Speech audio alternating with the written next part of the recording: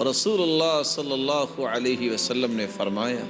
ما اصاب احدا قط ہم ولا غم، جب بھی زندگی میں کسی کو غم پہنچے،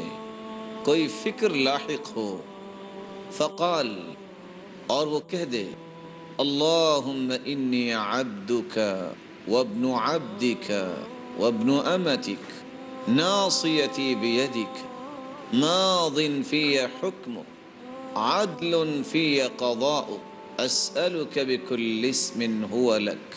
سمیت به نفسک او انزلته فی کتابک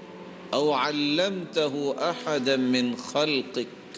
او استأثرت به في علم الغيب عندك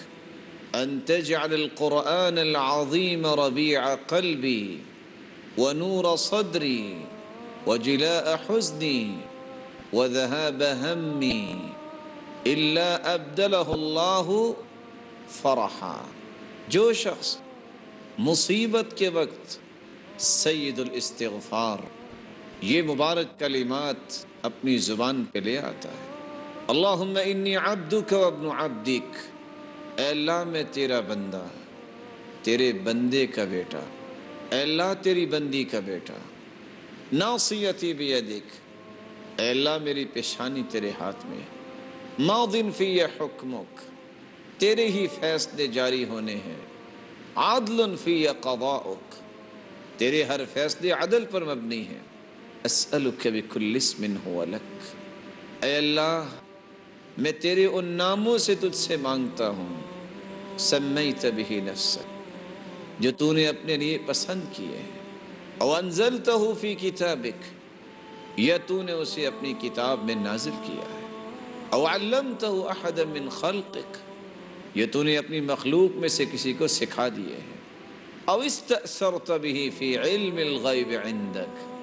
اے میرے مالک میں ان ناموں سے بھی تجھ سے مانگتا ہوں جو تو نے اپنے پاس رکھے ہیں، ان تجعل القرآن العظیم ربیع قلبی ونور صدری وجلاء حزنی وذہاب ہمی، اے اللہ اس قرآن کو میرے لیے میرے دل کی بہار بنا دے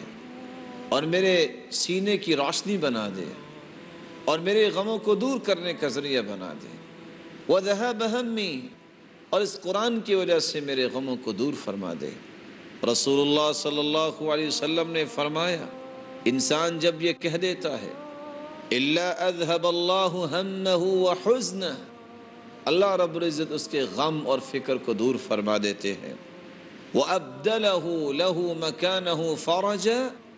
اور اس کی مصیبت کی جگہ اللہ خوشیاں بنا دیتے ہیں۔ صحابی سوال کرتے ہیں یا رسول اللہ صلی اللہ علیہ وسلم الا نتعلمها، ہم اس کو سیکھ نہ لے؟ قال بلا، کیوں نہیں، ينبغي لمن سمعها ان يتعلمها، اس شخص کے لیے لائق یہ ہے جو یہ کلمات سنے کہ وہ ان کو سیکھ لے۔ ناظرین کرام، جس طرح قولی عبادت سے انسان کی آخرت بہتر ہوتی ہے، دنیا بھی بہتر ہوتی ہے، ان کلمات کو پڑھنے سے اس کی دنیا کے غم دور ہو رہے ہیں،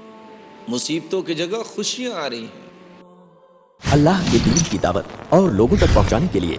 اس ویڈیو کو ضرور لائک، شیئر، کمنٹ اور سبسکرائب کریں۔